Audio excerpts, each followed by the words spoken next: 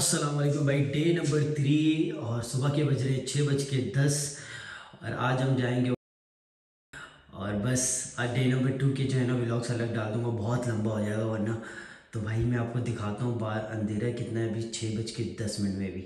और आज बहुत ज़्यादा सर्दी थी, आज तो बहुत ज़्यादा सर्दी थी। दिखाता हूँ बाहर। ओके, ये है वॉशरूम जो मैं एक्सपेक्ट कर रहा था। मैं समझ रहा था कि भाई यहाँ हो सकता है गंदा हो, क्योंकि भाई लोग आते हैं ना गंदा करके चले जाते हैं क्योंकि कैंपिंग कर रहे हैं, लेकिन साफ़ सुथरा है। तो ये इनका वॉशरूम है ये। और वो लोग खड़े होकर पेशाब करते हैं, मैंने बैठ के किया भाई। आपके सर की कसम मैं आपको बाहर दिखाता हूँ 6:10। लेकिन यार फ्लैश लाइट ऑन नहीं है इसमें, तो मैं ऑन करके दिखाता हूँ यही सही। ओके, तो ये ऑन कर दिया। चलो कैंप की तरफ जाते हैं। ये देखो आपको वहाँ 2 लाइट नज़र आ रहे हैं, एक हमारी गाड़ी की लाइट है। अभी मैंने उस तरफ जाना है।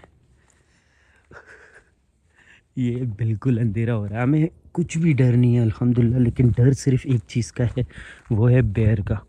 सुनने में आया कि भाई आते हैं यहाँ पे और बेर स्प्रे भी है सबके पास। सिर्फ एक चीज़ का डर है, वरना सही है। कैंपिंग करो, अपना खाना बनाओ, जाओ। ये तो सब सो रहे हैं भाई। डे नंबर 3 और बस निकलने की तैयारी है। ब्रेकफास्ट कर चुके हैं हॉट मिल स्ट्रॉबेरी ब्लूबेरी के साथ, और अब हॉट चॉकलेट बना रहा हूँ मैं। और बहुत ठंड है आज, बहुत ठंड। बस थोड़ी देर में हम निकलेंगे, अपने टेंट वेंट पैक करेंगे हम लोग अभी, और उसके बाद निकलने की तैयारी है। आपको दिखाते जाऊँगा, जस्ट बी केयरफुल। ये हम यहाँ हुए मरीना, यहाँ पे है बोट हैं, क्रूज़ हैं छोटे छोटे, और शिप हैं, और आप प्राइवेट भी ले सकते हो भाई। ये नज़ारा भी अच्छा है, खूबसूरत है। लेकिन हम यहाँ पे बोटिंग वगैरह नहीं कर रहे, हम सिर्फ देखना है ये खूबसूरत सा नज़ारा। और यहाँ पे लिखा हुआ है no swimming no fishing in marina. Okay, और ये सारे प्राइवेट हैं, ये वाले सारे प्राइवेट हैं। यहाँ लिखा हुआ है, हम नहीं जा सकते। डे 3 का मैं आपको बता दूँ, हम लोग थे यहाँ ग्रैंड टीथन नेशनल पार्क में, और हम स्टे कर रहे थे कोल्टर बाय विलेज।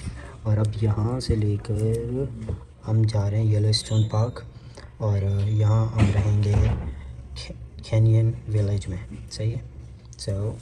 अभी आप देख सकते हो कितना डिस्टेंस है। और अभी हम रेस्टोरेंट आए हैं खाना खाने।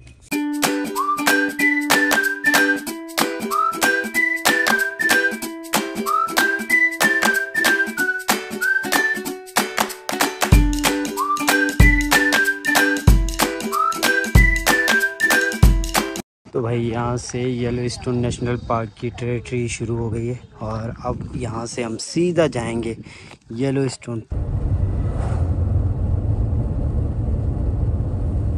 चले भाई आपको गरम चश्मा दिखाता हूँ। ये देखो गरम चश्मा है, लेकिन बहुत छोटा है, इससे बड़ा वाला भी हो सकता है अगर मैं आपको दिखा सकूँ। अभी नहीं फ़िलहाल, इसके बाद ये आप देख सकते हो। वेस्टर्न गाइजर बेसन येलोस्टोन नेशनल पार्क का एक नहायत ही दिलचस्प हिस्सा है। ये झील येलोस्टोन के किनारे पर वाक़ है और तकरीबन 1,74,000 साल पहले बनने वाले आतिशफशाई गढ़े का हिस्सा है। अगरचे ये मरकज़ी येलोस्टोन कैल्ड्रा से छोटा है, लेकिन बहुत दिलकश है। यहाँ गर्म चश्मे, रंग बिरंगे तालाब और उबलते हुए गाजर झील के किनारे दिखाई देते हैं, जो इस इलाके की ज़बरदस्त अर्जी हरारत का सबूत है। आप यहाँ से नीचे उतरोगे कहीं पे भी, अगर गलती से पाँव भी रखोगे, यू नेवर नो कि भाई आप अंदर जा सकते हो, क्योंकि 20 लोगों से ज़्यादा लोगों की जो है ना मौत हो चुकी है यहाँ पे, सिर्फ और सिर्फ इस वजह से।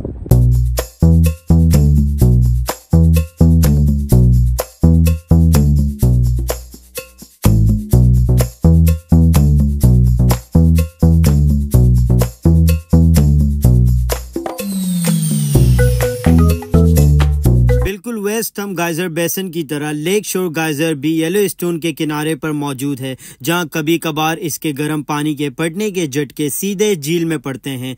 ये मंजर नहायत दिलकश होता है। झील का नीला पानी और गाइजर से उठता हुआ भाप एक जादुई नज़ारा पेश करते हैं। लेक शोर गाइजर इस बात की याद दिलानी है कि येलोस्टोन के नीचे जमीन के अंदर अब भी ताकतवर आतिशफशानी तवानाई मौजूद है। अच्छा, ये वाला पानी पूरा यहाँ से होते हुए इस लेक में जा रहे, तो इस लेक का पानी भी ज़्यादा ठंडा नहीं होगा, लाइक ये ठंड है, विंड है टाइट वाली, और ये जैसे, और ये है ब्लैक पूल स्प्रिंग, जो कि ब्लैक है नहीं। मैं आपको बता दूं इसका नाम ब्लैक पूल स्प्रिंग क्यों रखा गया। शुरू में इस चश्मे का पानी निस्बतन ठंडा था, जिसकी वजह से इसमें स्याह रंग के जरासीम पैदा होते थे और वो जरासीम पानी को गहरा और तकरीबन स्याह रंग देते थे, इसलिए इसका नाम ब्लैक पूल रखा गया। लेकिन 1991 में जमीन के नीचे हरारती तब्दीली के बाद पानी का दर्जा हरारत बढ़ गया। नतीजे में वो जरासीम खत्म हो गए और चश्मे का रंग बदलकर खूबसूरत नीला हो गया। ये चश्मा तकरीबन 30 फीट गहरा है और उसका दर्जा हरारत तकरीबन 132 फ़ारेनहाइट, जिसको हम 56 सेंटीग्रेड भी कहते हैं। आज ब्लैक पूल स्प्रिंग अपनी गहराई, शफाफ नीले पानी और उठती हुई बाप की वजह से एक दिलकश कुदरती नज़ारा पेश करता है। सीरियस बता रहा हूँ, इतना करीब आके मैं ये वीडियो बना रहा हूँ। बहुत ज़्यादा गर्म है, इसकी गर्माइश मैं महसूस कर सकता हूँ। इतना गर्म चश्मा है ये, जो भी यहाँ जाएगा जल जाएगा भाई। भाई एक औरत का जो है ना ये कैप गिरी है यहाँ पे, अब इसको निकालने के लिए 10 मिनट लगेंगे। मैं कोशिश कर रहा था, वहाँ देख रहे हो लकड़ी, मैंने बोला वो लेके निकाल के दे दूँगा, लेकिन हवा की वजह से कैप थोड़ा और दूर चला गया, वरना मैं ट्राई ज़रूर करता। तुम लोगों को तो पता है अपन लोग भाई कोशिश करते हैं। ये देख सकते हो। जी भाई मैं भी हूँ। ये मैंने इंटरनेट से नहीं उठाए वीडियोस भाई, ये मैंने बनाए। एबेस पूल वेस्ट थंब गाइजर का सबसे बड़ा गहरा और पुरअसरार चश्मा माना जाता है। इसकी गहराई तकरीबन 53 फीट है और पानी का दर्जा हरारत तकरीबन 181 फ़ारेनहाइट, जिसको हम 83 सेंटीग्रेड भी कह सकते हैं। इस चश्मे का नाम एबेस रखा गया क्योंकि इसका पानी इतना शफाफ और गहरा नीला है कि नीचे देखने पर ऐसा लगता है जैसे इसका कोई अंत नहीं। कभी कभार ये चश्मा गाइजर की तरह फटता भी है और माजी में इसने तकरीबन 100 फीट यानी 30 मीटर तक पानी उछाला है। डे नंबर 3 का लास्ट गाइजर देखने आ गया हूँ और आपको दिखाते चलूँ, वो है, वहाँ तक जाना है हमने, लोग खड़े हुए। आपको ये डे नंबर 3 का लास्ट गाइजर दिखा दूँ और फिर घर की कहानी करते हैं। ये देखो, ये है रिवर, सही है, और वहाँ से आ रहा है गर्म पानी, सही है, गाइजर चश्मा। तो ये यहाँ खूबसूरत यार, कुदरत का नज़ारा खूबसूरत है। यहाँ पे हैं 3 गाइजर और हम देखेंगे ये ग्रैंड प्रिस्मेटिक स्प्रिंग वाला, और हो सकता है ये नीचे वाले भी गाइजर देख लें, वरना तो यही है, हम ऊपर जाएंगे अभी। आप ये देख सकते हो। और यहाँ बता रहे हैं कि भाई नीचे नहीं उतरे, नीचे उतरोगे तो कुछ भी हो सकता है, क्योंकि आपको ऐसा लगेगा कि मट्टी है, उतर जाता हूँ, लेकिन हो सकता है नीचे खोखला हो और आप अंदर दब जाओ और अंदर ये गर्म पानी। हाँ, फिर क्या करोगे।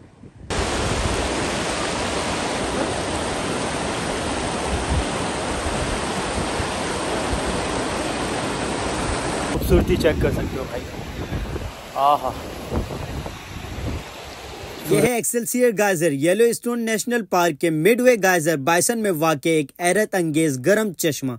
इस चश्मे का दर्जा हरारत तकरीबन 199 फ़ारेनहाइट और 93 सेंटीग्रेड तक पहुंचता है, जो इस इलाके के सबसे गर्म चश्मों में से एक बनता है। ये चश्मा हर मिनट तकरीबन 4500 से 4000 गैलन, तकरीबन 15000 से 17000 लीटर गर्म पानी खारिज करता है, जो बराह रास्त फायर ऑल रिवर में शामिल होता है। गर्म चश्मा तकरीबन 276 फीट चौड़ा और 328 फीट लंबा है। माजी में खुसूसन 90s-80s में एक्सेलसियर एक बहुत बड़ा सरगर्म गाइजर था। इन दिनों तकरीबन 100 फीट से लेकर 300 फीट तक पानी दहाड़ फेंकता था। कुछ फटने वाले वाकयात पानी और बाप दोनों को बहुत बड़े पैमाने पर बुलंद करते थे। आजकल ये ज्यादातर गर्म चश्मा यानी हॉट स्प्रिंग की तरह काम करता है, यानी कि मुस्तकिल बाप और उबाल होता रहता है, लेकिन बड़े गाइजर की तरफ फटता नहीं। अभी जो मैं बात कर रहा था, आपको एक एग्जांपल भी दे दूं। ये सामने देख सकते हो आप, ये वाला हिस्सा गिर चुका है, या आहिस्ता आहिस्ता गिरेगा और यहाँ तक भी आ सकता है, कोई भरोसा नहीं है।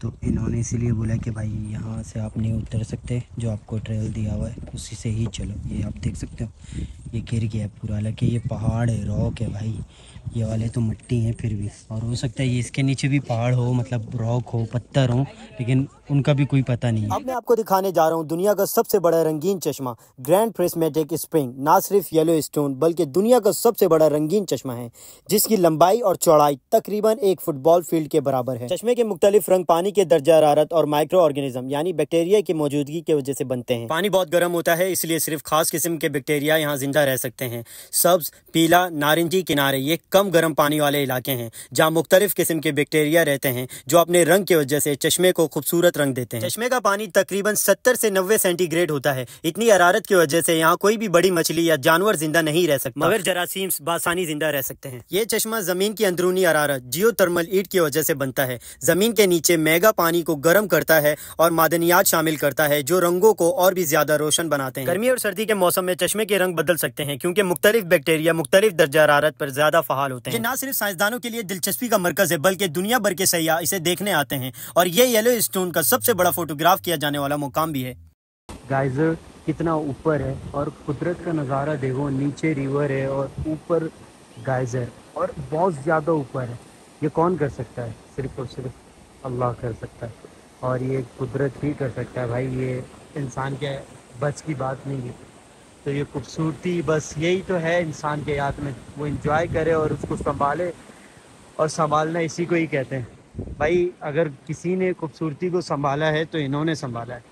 हाँ, कुछ सिटीज़ उनके कुछ स्टेट्स ऐसे हैं जो बस ऐसे ही हैं, लेकिन आप ये देखोगे जब मेरी वीडियो और जब अपने आँखों से भी देखोगे यहाँ पे, जब मैं जो देख रहा हूँ मैं देख रहा हूँ उसकी खूबसूरती मैं बयान नहीं कर सकता, ये तारीफ़ में बयान नहीं कर सकता। और कुदरत तो कुदरत है भाई और बेशक अल्लाह बेनियाज़ है। तो भाई ये था हमारा डे 3 और इसके बाद हम एक और जगह जा रहे हैं। प्लस कहाँ जाएंगे फिर आपको वो वाली वीडियो भी बना के दिखाता हूँ।